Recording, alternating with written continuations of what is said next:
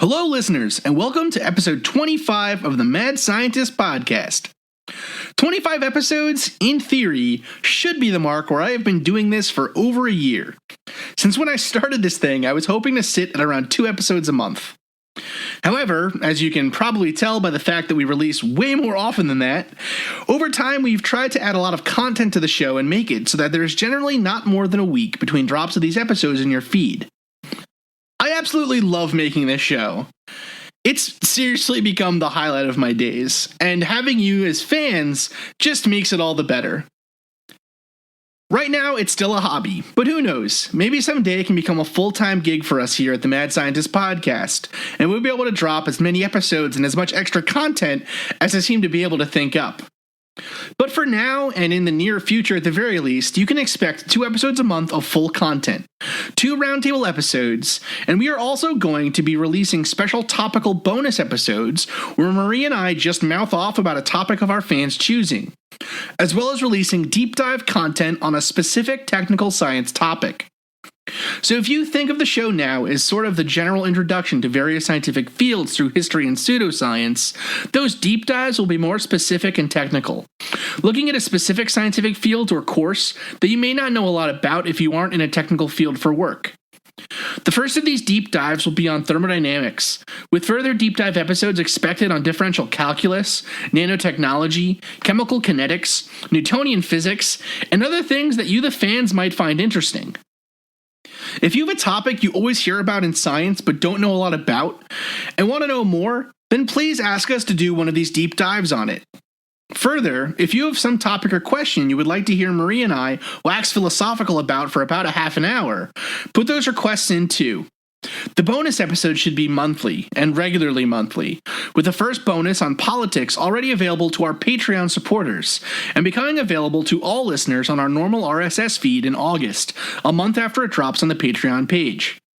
Those deep dives, however, will be available to everyone right away, and will be dropping somewhat randomly, since they are bonuses on top of our regularly scheduled content, and now these other regularly scheduled bonuses.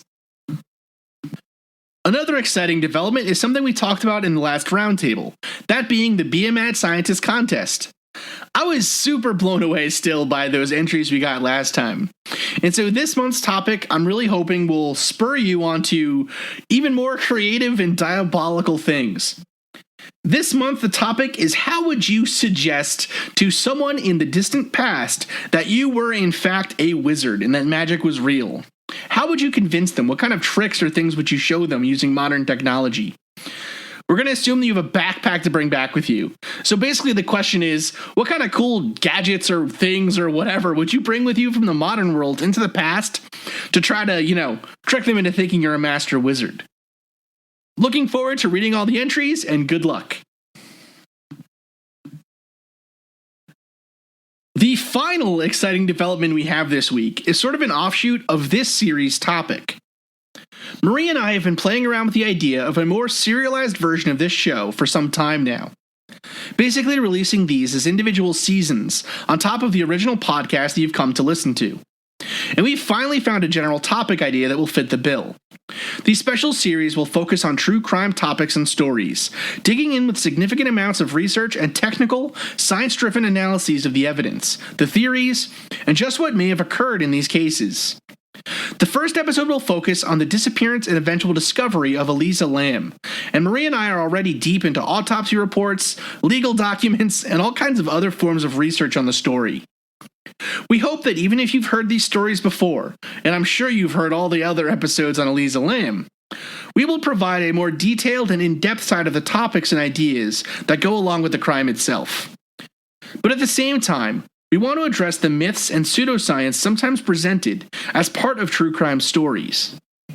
True crime is an interesting field because it focuses not only on questions of morality, psychology, sociology, and many others, but also because it involves real, complex people who have to deal with the crime itself, as well as the shockwaves left in the crime's wake. But it's also one that at its worst relies too often on lazy storytelling, utilizing simplistic notions of right and wrong to tell you who the good guys are and who the villains are. And true crime abounds with myths and pseudoscience.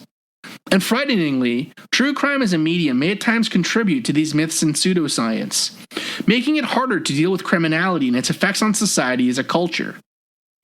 Life is not black and white like they show on TV. Life is varying shades of gray, which is really what makes true crime such a fascinating topic. We hope to bring you that deep analysis and storytelling with our true crime series. Now, that isn't to say that there aren't phenomenal true crime shows out there right now, and especially shows that deal with the sort of nuances true crime requires at its best. Shows like the Nighttime Podcast, Generation Y, Blurry Photos, The Lone Gunman, Insight, Already Gone, Pleasing Terrors, Convicted and Actual Innocence, and The Conspirators all handle true crime in a way that we hope to emulate, and frankly in a way that we here at The Mad Scientist look up to. We hope we can add to this type of storytelling something that hasn't been there before, and if you have suggestions for topics to cover, please let us know. One of the biggest true crime myths is that of the psychopathic killer, a criminal who, by their illness, is more prone to violent and irrational actions, and who therefore should be treated as gingerly as a vial of nitroglycerin. This myth is propagated all over the place, perhaps most disturbingly on our TV sets after each consistent and frighteningly regular mass shooting. Again, there's no discussion of the root cause of these tragedies, such as a lack of social services, lack of treatment, access to firearms, and lack of family counseling and education on their loved one's disorder. And God forbid someone who knew the killer grieve the loss of the person they knew, the person who they thought could never commit such an act, and the person who did commit this terrible action, and whose consequences they left to the people still living. The killer's family and friends are victims here as well, maybe not in the same way or to the same degree as those whose loved ones were brutally taken from them through no fault of their own. But to ignore the tragedy from both sides here is, again, simplistic and naive. These killers are often given titles such as schizophrenic, psychopath, antisocial, monster, lunatic, simplistic names that give no real information about why they caused these crimes, what real mental illness they may have been suffering from, and what kind of treatments or preventative steps can be taken to stop something like this from happening in the future. Even more shocking and disturbing is the very fact that mental illness is considered a precursor or necessary component of these abhorrent crimes. We assume when we hear something horrible that the killer must be a lunatic, but in many cases the killers are not suffering from mental illness in the way that we mean by these statements. I mean, is the drug dealer who kills a competing drug dealer crazy? How about the gang leader who calls out hits on dozens of people each year? The prisoner who murders a rival prisoner for social status? The politician whose policies lead to the poisoning of thousands of children? In many cases, we may think these people are horrible, making bad decisions, whatever, but we wouldn't consider them to be crazy, right? What about someone who kills another by accident, or in self-defense, or by negligence? Were those people acting rationally when they took a life, even if by mistake? These questions are by definition gray areas, because taking a life is not a normal part of our daily existence. And so by stigmatizing specific instances of taking a life, by applying the notion of crazy person to them, only manages to hurt those who are truly suffering from mental illness, while muddying the waters on ways to actually prevent crimes from happening in the first place. These next few episodes will be a forerunner to the True Crime series, delving into the myths and science surrounding mental health care, especially in America. I hope to dispel and pick apart some of the damaging and misinformed questions and theories about mental health and those that are mentally ill, and hopefully inform you, the listener, as to the challenges people with mental illness face every day. Are those who can be considered mentally ill more prone to violence?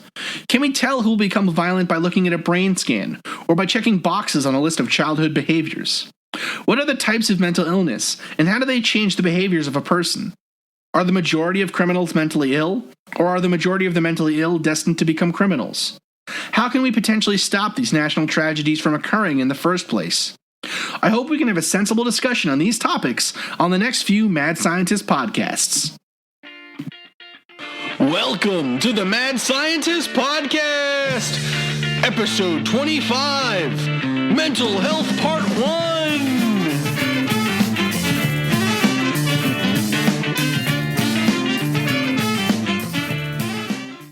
Alright, well, with that pretty long intro, the first episode in this series will be a discussion with one of the hosts of the phenomenal Is This Adulting podcast, Stephen Pappas. I hope I'm saying your last name right.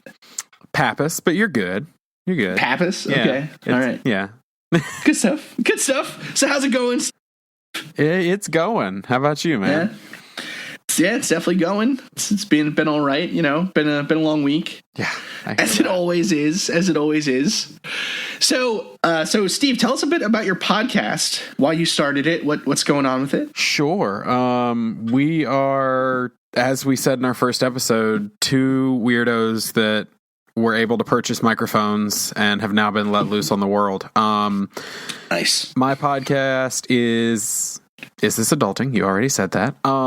We kind of have set out to break the stigma on mental illness through a comedic lens. And so we got started because about 7 or 8 months ago, my father passed away suddenly, and I had a complete mental breakdown, and some underlying mental illness came to the surface, and I had some issues, a laundry list of different illnesses that exhibited themselves. And so my friend and I, who both, one of mine and his major one is we both have panic disorders, decided, you know what, we're going to get together. We're going to do this podcast. It's going to be a comedy podcast. It's going to be weird. We're going to talk about random topics like breakfast cereals, and addiction and superheroes and whatever we want to talk about, and just check in with each other and our listeners and make sure that they know that anyone dealing with this sort of stuff, that, we can be normal people too, and it's okay to talk about it. Yeah, man, I fucking love that. I love that mission statement. I love that mission. I love that idea. I love your podcast too. Thanks, man. No problem. It's super good. It's like become one of my go-to listens every morning. That's so exciting.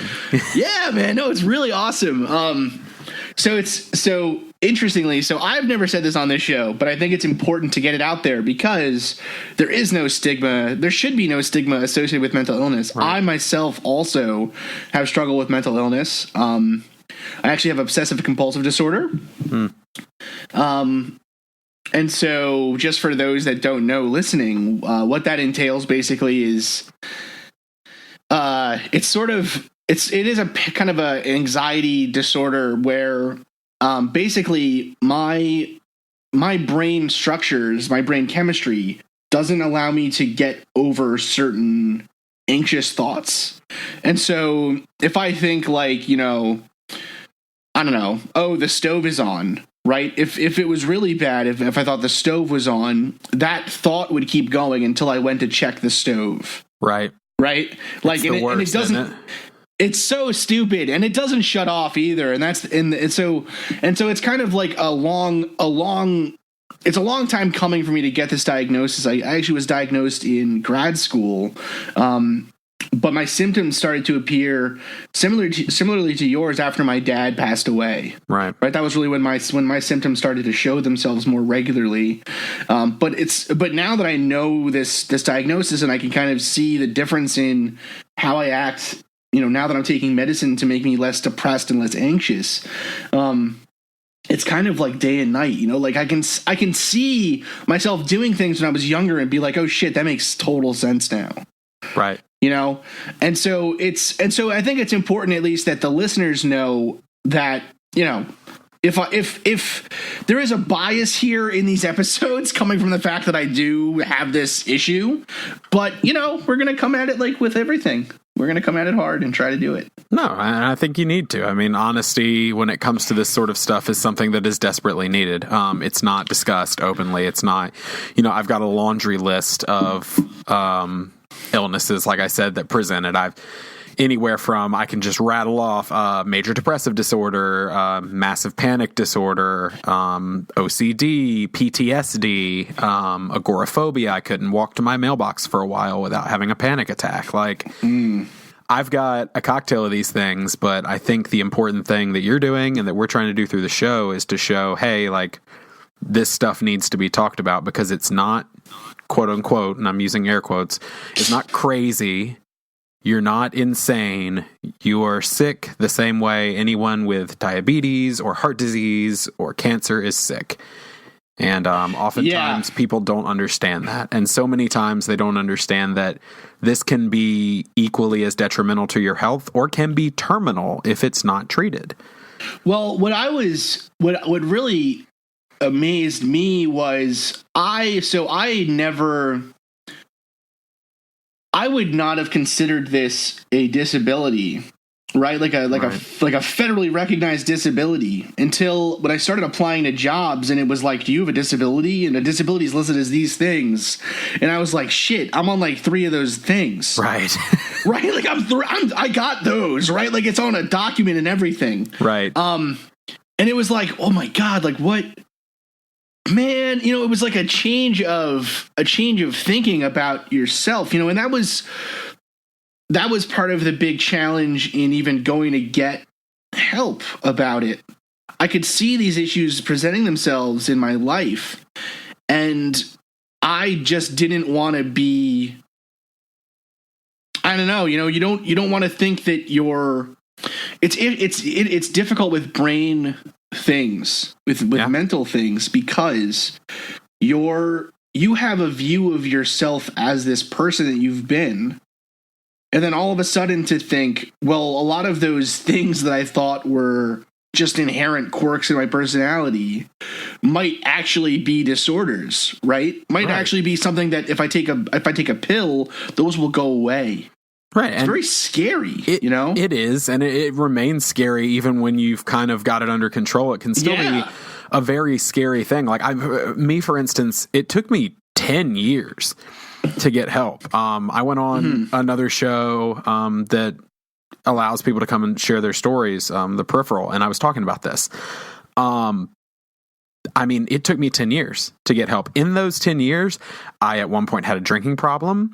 I tried to kill myself. Like all of these things because I wasn't treating the illness that I was suffering from. And I don't always view it as a disability. Technically, it's a federally recognized disability. A lot of what I do. No, but absolutely. I typically lean more toward the, I've always told people I'm not disabled, or I'm not quote unquote crazy or sick. Even I'm enhanced.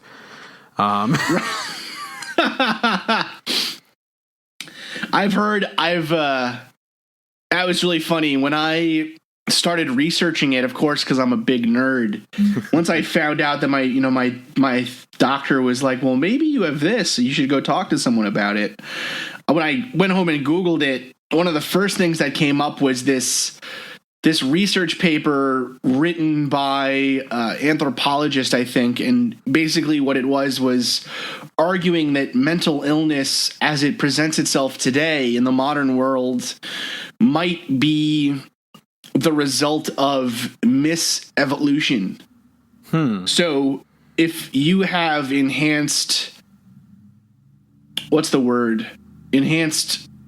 I guess, so if you have like paranoia, right, and you notice things, you've enhanced not peripheral vision, but perceptiveness. Yeah, you've enhanced perceptiveness and enhanced flight response.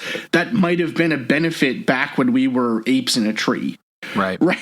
But so it's developed over time as something that might have been useful, but it hasn't been. Now, I think as a science guy, that's kind of a silly story, right? I mean, it's, we don't know anything about all the way back then. So how the hell can we say that? Right. But I remember that this paper kind of laid it out as if it was a power, right? They were like, well, you notice things better than other people do, and the thing is with certain disorders, that's the way that they're shown on TV, right? Think about Monk. Right, it's like, oh, he's a super sleuth. Oh yeah, or like Psych. I love Psych, but the whole time I was watching Psych, I was like, I think this guy has undiagnosed obsessive compulsive disorder because he notices things like on such a microscopic level, and I was like, I know a guy who does that too, and this was back when my father was alive, and it was my dad who was severely OCD. So, it's a really interesting. That's the hardest thing about it too, is now looking back and seeing your family members in a new light as well. Right? Oh yeah, because when you're a kid, growing up, I know at least in my family growing up, I had no clue.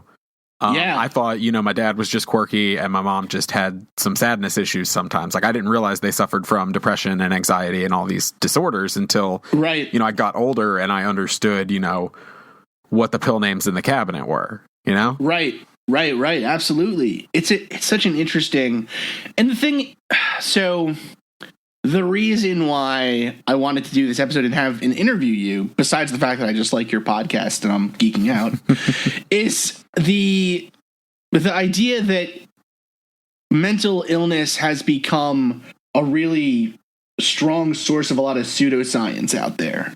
Right? So I think one of the most common ones people think of is that someone with schizophrenia has multiple personalities. Right. Yeah, not at all. Not true. No. When multiple personalities is in fact a more likely to present itself in someone with extreme anxiety. Right. As a coping mechanism, right? You displace yourself from the situation. And it's an extremely rare. I mean, having multiple personalities is an extremely rare disorder that the media has kind of like through television and movies and stuff made to sound like, oh, well, anyone with schizophrenia has multiple personalities, or multiple personalities is a very common mental break. And it's just not true. You're more likely to have, and not, I don't mean this as schizophrenia, but just in health in general, you're more likely to have delusions and hallucinations than you are to have multiple personalities. Like it's no, I mean, the fact of the matter is, right, that it's something. I think there's only ever been one documented case of an individual with a complete split in personality, where there was no interaction between the two psyches, say, right? Like a complete, it shuts off and, okay, well, now I'm whatever, I'm Mary and now I'm Beth, right? Right. It's so rare. It's almost like, I don't know, it's as if, every character on TV was suddenly found to have, I don't know, the most rare form of cancer. Right. Everyone has, I don't know, bone cancer on TV. And it's like, well, it's not happening, Yeah, it's not happening that often. And it's like you said, it's being misread as schizophrenia. Like one of the best descriptors that helped me understand schizophrenia is there is a HBO documentary that came out last year, I think, called Beware the Slender Man, about the Slender Man killings. Yes. Well, not killing, attempted murder of the two little girls committed. And her father is schizophrenic, one of the girls. Mm-hmm. And he was describing it and hearing it in his own words, and he was emotional about it. And he said, it's the voices that tell you things. He said, and the one that stuck with me, he said, it's when I'm driving in my car and I know the devil's not in the back seat, but the devil's in the back seat. Mm-hmm. And he's talking to me. And I'm just like, that to me, I was like, from knowing people who are schizophrenic, they have described it in similar ways. And I'm like, that's a good way. It's almost knowing that what you're hearing or seeing in a lot of cases is not real, but it is real to you. Right. The thing as well with it that I don't think people realize is just how we always talk about the positive symptoms of schizophrenia, right? We always talk about the delusions, and by positive, what I mean here is not the symptoms are split up into positive and negative, right? And so the positive ones would be things that add to your sensory perception, basically, while the negative would be ones that take away from your mental capacity. And so in many ways, schizophrenia at the later stages ends up looking more like dementia or Alzheimer's than it does like, someone who's really suffering from long-term schizophrenia is probably living in a home because they can't take care of themselves. Right. It's a much sadder, a much scarier diagnosis than I think people realize. It's not that I remember when I was in high school, I guess, there was a story in our local newspaper about this kid who had schizophrenia, or had been diagnosed as a schizophrenic, and he was convinced that his family raised like peacocks in the backyard. Right. And he was convinced that the peacocks were vampires. Right. And so it was all over the front page of the newspaper that this guy had broken out of the home where he was staying, went to his house, and then killed all the peacocks. Right. And then like in the process had really, really hurt himself as well, just by trying to kill these big ass, these relatively large animals. Right. And I remember the coverage of it was like this wacky, funny thing, Yeah. I hate that. Like I hate when things are used at the expense of a joke, and when television and movies make things out to be either people with mental illness are funny and silly. And I don't mean funny in the way that like our show is funny. We consider ourselves amateur comedians. We have fun. We joke around. We've made up characters, and we basically do improv on our show. Like that's what we do. But when it's portrayed as, something is off with them, but look at just how funny this can be, or the opposite of, oh, well, they're automatically going to be a serial killer. Then all of a sudden you get this image, at least outwardly, that is not healthy, and that's what fuels the things like you and me taking so long to seek help, because we're convinced that it makes us crazy, but it doesn't. It makes us human, and we're just people who suffer from something, and that's the thing that gets me the most, is just this idea of like people are not getting the help they need because they are ashamed.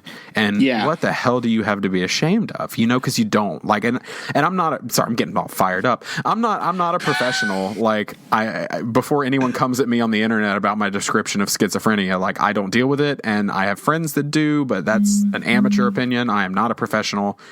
Right.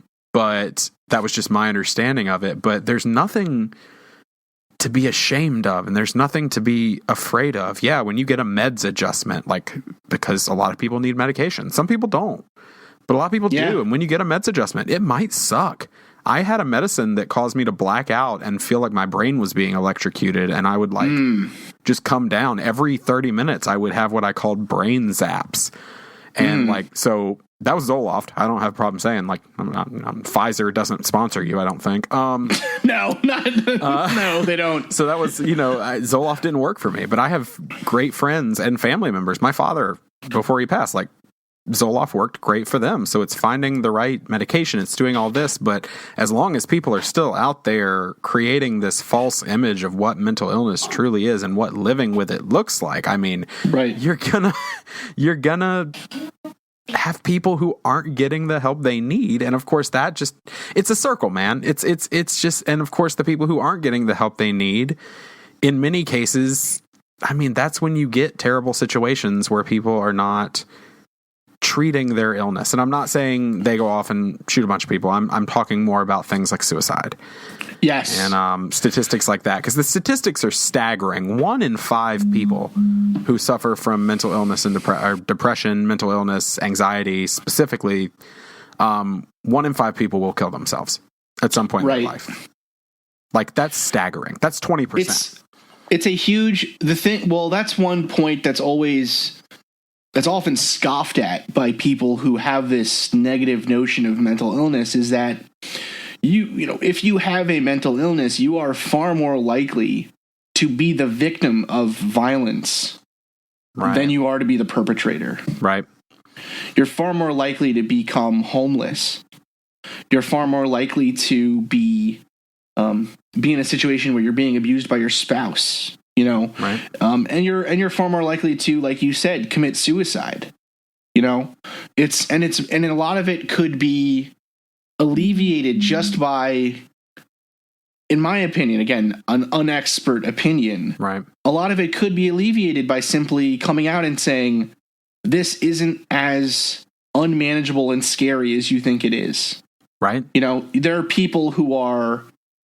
One of the best things for me when I was diagnosed was looking at the Wikipedia page on famous people with obsessive compulsive disorder. Mm-hmm. You know what I mean? And I was like, oh, I'm in fucking great company. I was like, yeah, look at that, and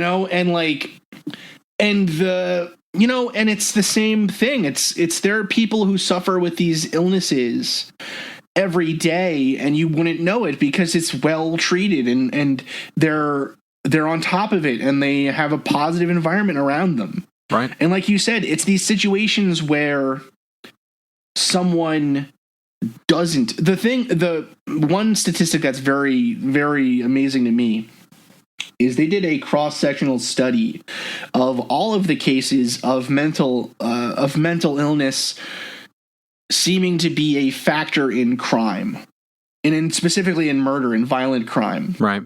And what they found was when you removed the way that this study worked is it looked at, okay, mental illness was one factor that these people had in common. How common is it for someone with just mental illness to become violent? Then how common is it for someone without mental illness to become violent? And then you start adding on cofactors. You say, how often is it that someone with mental illness and an addiction becomes violent? How often is it that someone with an addiction becomes violent? And right. And you start mixing and matching these categories and picking apart the statistics to say, well, if we remove this cofactor, they're no more likely than if it was present. Right? And what was found was that, in fact, the biggest indicator of becoming violent if you're mentally ill is having a simultaneous addiction. Right. Right. So you're ill and you're taking meth, or you're right.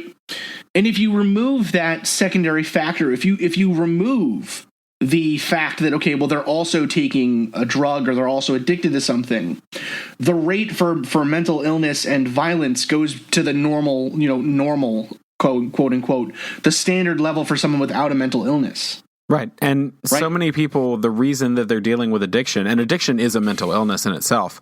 The reason people are dealing with addiction, a lot of people with mental illness, is because that mental illness is underlying and they are afraid to seek help. Again, like that, it all comes back to self-medicating. Right. Yeah, exactly. they're self-medicating. I have friends that did that because that was what they thought they needed to do. Like I said, I drank a lot. Absolutely. I mean, all that, like it was, listen, I'm sure we all know someone in our lives who is anxious or a little bit more anxious than they'd like to be, and they smoke pot. Right. You know what I mean? And then sometimes that stops being effective for people because they need something more, Right. Yeah, I think in a lot of ways, and that's really why we're trying to do this series and hopefully this true crime story series in a way that will dispel those myths, right? Because, every time we do an episode where we did an episode on demonic possession. Mm-hmm. And that's always a case in the spooky field that I'm in. That's always a case where people think, well, maybe they're schizophrenic, or one of the go-tos always is epilepsy. They're epileptic. So they're having an epileptic fit, right? And that's because epilepsy tends to actually have a lot of the same features as what we would consider to become a demonic possession. But one thing whenever we do those stories is we try to be extremely clear that if you're having some kind of symptoms like this, go to a doctor. There's nothing wrong with it. It's not your fault. Your brain is wired the way it is, right. And it is so funny. I mean, it's kind of almost the way that I like to think of it with TV and media and whatever is, imagine if Breaking Bad had been the first show to come out with a character who had cancer. Right? And so every subsequent show was measuring up to Breaking Bad. I bet we would have some stigma about cancer and drug dealing. Oh, sure. Or violence, right? It's just a silly narrative being made out, right? The statistics don't fit this narrative at all. No, and it's terrible. It's a horrible thing. Yeah. So what would you say? So what would you say is your most commonly faced myth or stigma? I guess dealing with mental illness. For me, it's. Commonly, there are two things, because there's the one I've dealt with outwardly for a while now, and then there's the one I've dealt outwardly with for about 3 weeks now. The more recent one is 3 weeks ago when I went on that show. I told a story for the first time in 10 years that I had never told anyone, including my wife. I've been married to my wife for 2 years. My mother never knew. My father never knew. My best friends never knew. And I went on the internet and told 20,000 people, hey, when I was in high school, I tried to kill myself. And so, of course, the stigma I face with that now is most people have been extremely supportive, but there are people who automatically assume you need to be treated with the kid gloves. They assume that you are a mentally unstable or weaker person who is very likely at any point to just off themselves. And that is not true. It's not accurate. Like, in fact, me having dealt with that has made me even more firm in my push to not become a statistic, to not be somebody who takes their own life. And you know what? People with illness, I think, are all too often blamed and called selfish. And I think the media has done that. There was a television show on Netflix that I'm sorry if any of your listeners love it. I cannot stand it. It's called 13 Reasons Why. And it glorified suicide. And, we talked about that. And there were, just graphic showings of, hey, kids, here's how to do it. And I was mortified by this show because, one, it caused me to have flashbacks. Two, I felt like all it did was place the blame on the person who did it being selfish and the people around them not being supportive enough. And nowhere in there did they mention, oh, by the way, she may have had underlying mental illness. Like, by the way, her brain may not have let her get off of this idea. Right, exactly. And it's so often the blame is forced on the ones left behind, and that person is villainized and made to be thought of as this selfish person. And so, like, my biggest fear coming out with that story, and luckily I haven't faced much of it, but my biggest fear was that everyone's going to think they need to, like, constantly be over attentive and being taking care of me, and, like, that's not what I need. I'm fine. Like, I'm stable. Like, just treat me like a normal fucking person. Right, exactly, because I am a normal fucking person. Yeah, and so absolutely. It's just, that has been more recent, but overall it's just this idea of, I've tried to stop using the word, and it's very difficult, but I've tried to stop using the word, and I'm using my air quotes again, crazy, because I used to refer to myself as crazy, and not like, oh, I'm crazy because I'm fun, and I would refer to myself as crazy, like, because of my illness, and I realized there is power in that word. There's power in words, and calling myself that, eventually, I started believing it.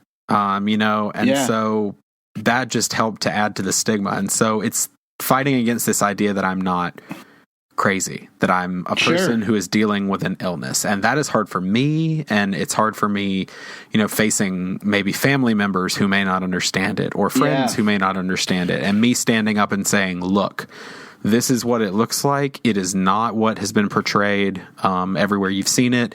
And give me some credit. That's what I face the most, is give me some credit, because there are little things that stress me out, and there are little things that can set me into a downward spiral because of my illness. If I walk into the kitchen in the morning and there are pots and pans in the sink and I meant to do them the night before, or my wife forgot to do them the night before, and I hadn't planned on it, and it throws off my routine, I can spiral downward and I crawl onto the couch and I'm there all day. But that doesn't happen every day, and that's not my life.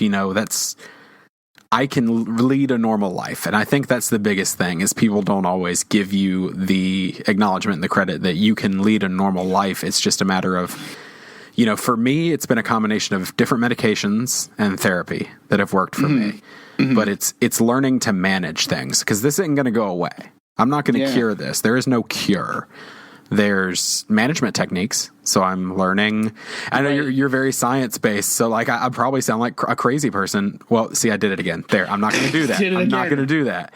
I'm probably going to sound a little weird when I say, like, for me, meditation has really worked, and that's not necessarily spiritual meditation. It's just breathing techniques and yoga and all that, Well, it's funny you say that, right? So that was one of the hardest things for me when I remember my poor therapist, her face when I asked her this question, because she was like, I don't fucking know. Right? I remember I asked, well, if all of the things that I'm doing that are weird are because of my brain, then how do we treat criminals who are mentally ill? Right? Like I had this, and I still have this moral, or this idea of justice in society, right? And I was like, well, like, I'm not violent or anything, but I'm doing weird shit. And it's like, if we're going to give me a pass for what my brain's telling me to do, shouldn't we give it to everyone for what their brain tells them?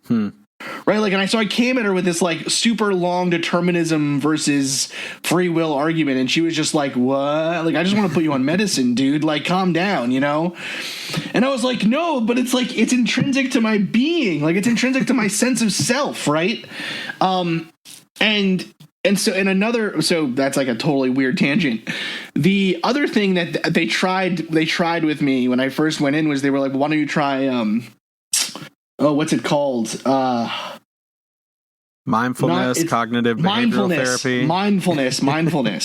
Mindfulness was the thing they told me to try. Right. And I remember I had these like tapes that I had to listen to or whatever. And I remember just sitting there being like, this is silly. You know, and It didn't work for me. But cognitive behavioral therapy has been like a fucking game changer for me. Right. You know? And for those that don't know, so it's also funny when you were saying about, so I think that story you told about being a teenager and not knowing what to do and then attempting to kill yourself, I think that's a story that a lot of people with mental illness have to tell. You know, I know I have my own similar story, you know, and it's one of those things where, you know, I mean, I have told, I think in my life, I have told maybe 10 people that I have OCD. Right. Right. Well, you just told a lot more. I just told 2,000 plus, at least at the first day. We'll see how many downloads it gets. Right. So when I was playing, I mean, you remember when we were talking about doing this, I told you, and I was like, I don't know if I'm going to be comfortable saying that I myself have something like this. And the reason is that in the field of science, that stigma exists super hard.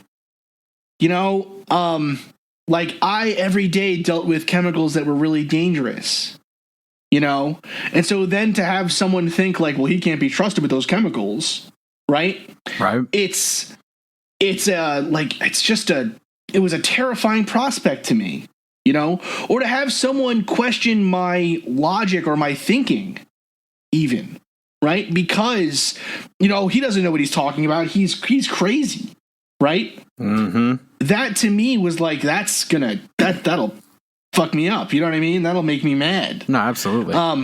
And so it's one of those things where, again, if you know, and it's so funny to me that we like to now think about previous scientific minds as this idea of, you know, every generation, there's a type of mental disability or illness or difference of thinking that becomes put on like a pedestal or thought of as a superpower, right? And so this generation's version of that is autism, right, or Asperger's syndrome. And so every scientist who's ever done anything good but who has been kind of awkward, people immediately think like Einstein had autism. You know what I mean? And it's one of those interesting things where it's like, I am a scientist with something happening to my brain sometimes. And I'm terrified of people finding out because I'm like, they're going to think I can't handle myself in this world. And yet, who knows, I mean, I haven't done anything nearly as even remotely as good as one of Einstein's interns, you know? Sure you have, your podcast. It's so funny to me to think that in 50 years or whatever, people will be like, well, I bet Chris had autism. You know, or I bet Chris had whatever the illness is at the time that people think of popularly as giving you stronger thinking skills or something, you know? That's interesting. I never would have thought of that. You know, I have family members that have autism. Sure, it's a matter of just like, I mean, I'm way dumber than they will ever be. Like these are children that are, you know, 5 and 6 years old and they're smarter than I'll ever be. Like, right. Well, that's the thing is, you know, it's again, everyone is different. Not everyone with cancer has the same personality or the same skills. Right. You know, not everyone with whatever mental health challenge is the same person or the same skill set or the same, I don't know, lack of better word, powers, It's just such a strange thing to me to think of it that way, but it's a way that a lot of people do think of it. Right. Well, it's a matter of, when you break it down and look at it, like, people with mental illness are violent. Okay, well, no. That's my thing I always respond to people with is they're always like, well, somebody with schizophrenia or somebody who's bipolar or somebody who struggles with depression, like, they're way more likely to go and shoot up a place and all this stuff. And I'm like, actually, I've learned through therapy, the majority of people who are seeking help for mental illness are instructed to, and typically will, depending on the mental illness, not own firearms. Yeah, for that reason. absolutely. They made sure, they asked me, they said, not for, and they tell you this, they said, not for the safety of others. They said, but for your own safety, do you Absolutely. have firearms in the house? And I said, no, I'm not really, I'm not a gun guy. Like, yeah. And they said, that's good. Don't get one. Don't become one. Yeah. Yeah. But what's interesting is I have a clean background check. I have a clean psychological exam. Technically, the last psychological exam I had was completely clean. I could walk down to the store and buy one if I wanted one. Yeah. And I have mental illness. Does that mean that I'm more likely to? No. It means that I'm paranoid somebody's going to break in my house. Right. But like, here's the thing I always like to tell people when they're like, well, people with mental illness are going to go and do something violent. And I'm like, well, here's the thing. Anybody at any point could go and do something violent. You could walk past somebody on the street tomorrow who has no mental illness, no history of mental illness in their family, absolutely no indicators, and they could pull out a gun and shoot you. Like, that's just... It's just something that, I know that sounds like kind of harsh, and it's kind of like that thing of like, well, you could step out in front of a bus tomorrow and die, but... It's also true. Like, anybody at any point could become violent, and just because somebody suffers from an illness doesn't mean that they're more likely to become violent. You know what? The thing that I find so funny is we're here talking to each other. We're two white guys. Right?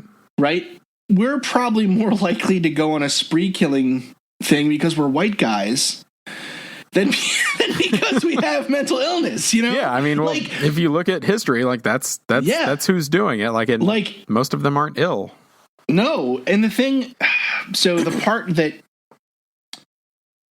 one aspect of this that I find so fascinating is trying to get into the brain regions that cause these illnesses, and then at the same time, so I just watched, it's pretty startling, the first two documentaries, if you on YouTube, if you Google like like mass shooting documentary or whatever, mm-hmm. One of the first two that come up are both about people with psychopathy, basically what we would once have called psychopaths, but now we would consider them to be have a variety of things, but antisocial personality disorder. Generally, when you're thinking of the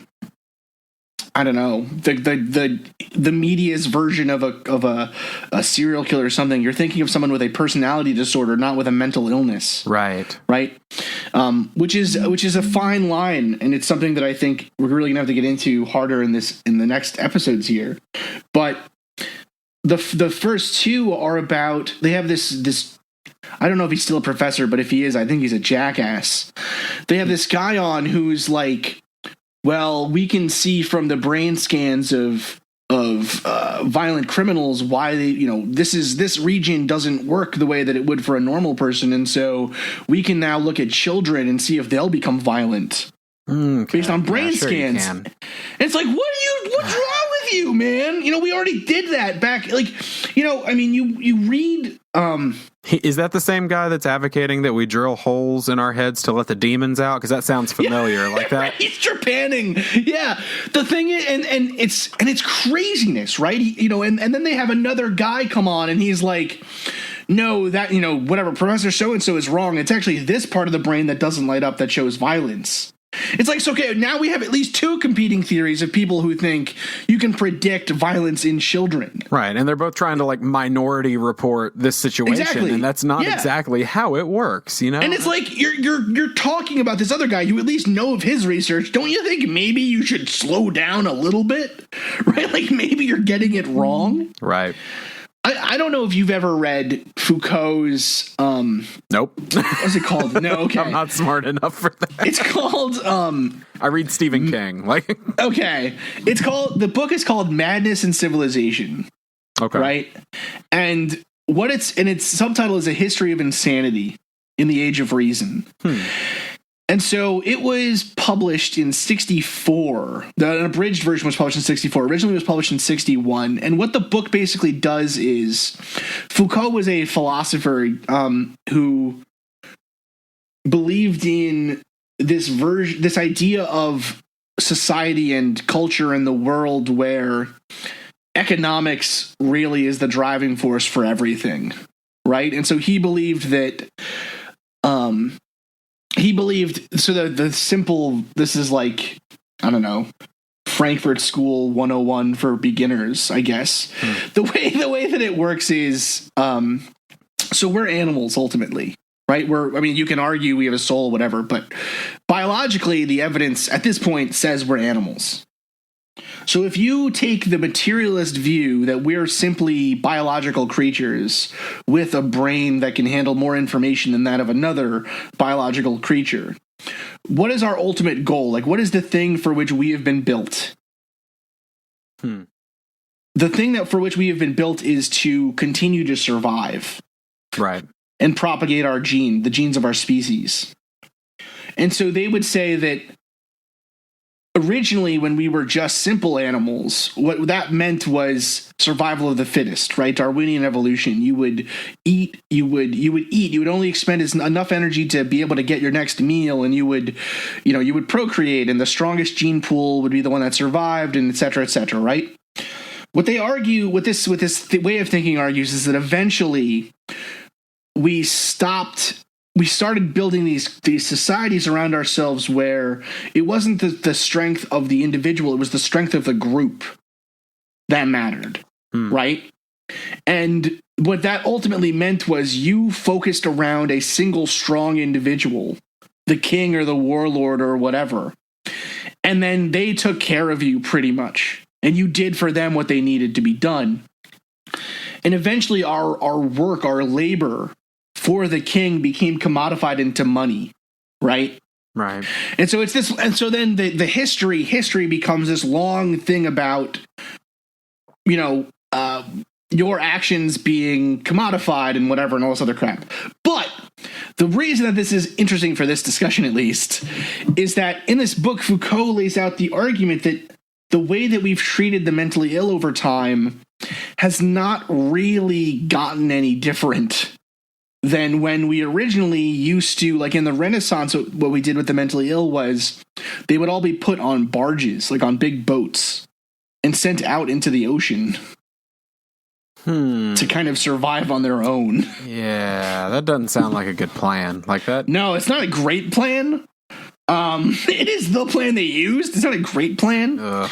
But so it's a fascinating look, though, at how we currently view mental illness in the context of a history of mental illness, right? And how does society deal with the mentally ill? How do we deal with people who are so sick? And the thing is that it's not just about the mentally ill, right? It's because the definition of mental illness has changed over time.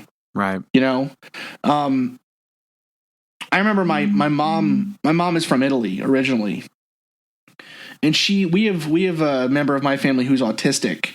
And she remembered back in Italy having a cousin who now she knows had autism, right? Right. But back then they just thought he was like slow. And so they just kept him in the field, right? Like he would just kind of like, he would work in the field, whatever, but it was like, no one tried to treat him. He never talked, back in the day, in the Renaissance, and even not that long ago, something like autism would have put you in an asylum for your entire life. Right. Because people assumed it was mental illness. That's kind of the thing, is there's a fine line between special needs. There's a fine line between people who are differently abled. There's a fine line between mental illness and personality disorders. Like, they're all different individual categories of things, but they're all similar in ways, and so people just rope them all in together, and that's not necessarily scientifically sound. Like, that's, and it's not helpful. It's right. not. The thing is, too, from a pragmatic point of view, like you brought up the notion of buying a firearm, right? Right. If you want to stop people from killing other people with guns, don't give them guns. Right? Like, that seems like a simple, pragmatic approach, right? Like, take away the thing they're using and they won't be able to use it anymore, right? Mm-hmm. But the challenge with mental illness is that there isn't enough even information out there for the vast majority of people to make logical or sound opinions on these topics. Right. You know? Well, because most of the information out there is misinformation.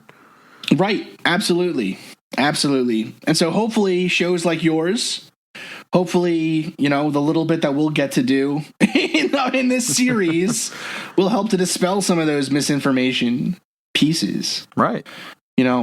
But really, though, if you're listening to this and you have, I can't speak for you, Steve, but we always say whenever these things happen on our show or we have topics like this, even if you want to reach out to us, we are, we're happy to point you in the right direction. Right. We do that on our show as well. We say, we may not always be able to respond immediately, but if you need immediate assistance, please hang up and call 911 or call a suicide hotline. But if you're just looking for somebody to listen, like, I'm not a professional, but we always tell our listeners we're willing to talk. We set up a Facebook group.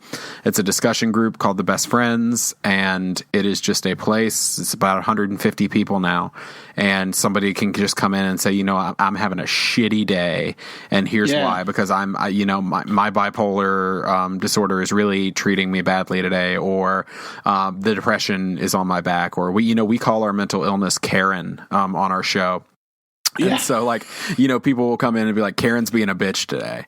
And like this is terrible. And before I even have time to respond, 30 or 40 people are on it. Just like, hey, I'm thinking about you. Call me, text me, whatever you need. And so we try to tell people the same sort of thing, is just ask for help in some fashion. If you're having scary thoughts, or you're worried you're going to hurt yourself or someone else, or if you just want to talk. People don't realize the suicide hotlines are not just for suicide. You can call and just they'll just talk to you for a while, and then you don't have to be suicidal. You can just be like, I'm really stressed financially because of this, this, and this, and they're just trained to sit there and be attentive and responsive listeners. And sometimes that's all you need. So definitely, reach out to the resources you have or the people around you. And like you said, you tell your listeners the same thing, and we tell them we can point you in the right direction. There's plenty of places and there's plenty of resources. There's no reason for anyone to ever quit, for anyone to ever give up, because there's so many resources and so many people that want to stand with you. Yeah, absolutely. Absolutely. Well, any last? That was very inspirational. No. I'm feeling better about the situation already. There you go. We'll put some really intense music behind it, like I'm giving a Braveheart style speech or something. Drums do. It's that last scene at the Black Gate in Lord of the Rings where I'm just rallying the troops. Right, yeah. Oh boy. Well, any last things you want to say to the listeners here of the Mad Scientist podcast, or for me, it's just, I will reiterate exactly what I just said of, you're not alone. You're never alone. None of us are ever alone. That is something that I think people need to hear over and over, is you're not alone. You're not crazy. This is normal. What you're going through is normal. There is no quote unquote normal that you need to be. You don't have to fit into what society tells you. Just be you, and you know what? If that means seeking help, that means seeking help. If that means finding a support group, it means finding a support group. Or if that just means finally telling a story that you haven't been able to tell for 10 years like it did for me, that's what it means. But never, ever, ever be ashamed of who you are. And always know that somebody out there cares and somebody wants to listen. Absolutely. Well, thank you so much for coming on the Mad Scientist podcast. Thanks for having me. I'm really excited. We're gonna have to have both of the hosts of this Is This Adulting on when we do this true crime thing. It's gonna be really good. Yeah, should be really exciting. It'll be badass. Well, guys, this was Stephen Pappas. Pappas. Damn it, Stephen Pappas. You're so close. You're so close. I'm so close. Stephen Pappas from the Is This Adulting podcast. You can find them on Audioboom, on, I'm sure, all other places, iTunes. Everywhere. Yeah, all good places where podcasts can be found. Give them a listen. It's a hilarious show. Highly recommended here on this podcast. And thank you so much for being here. And thank you so much for listening, listeners. And if you have any questions or comments or concerns, as always, you can reach out to me on Facebook, on Twitter. You can email the Mad Scientist Podcast at gmail.com. And we will see you in 1 week with a roundtable. Awesome.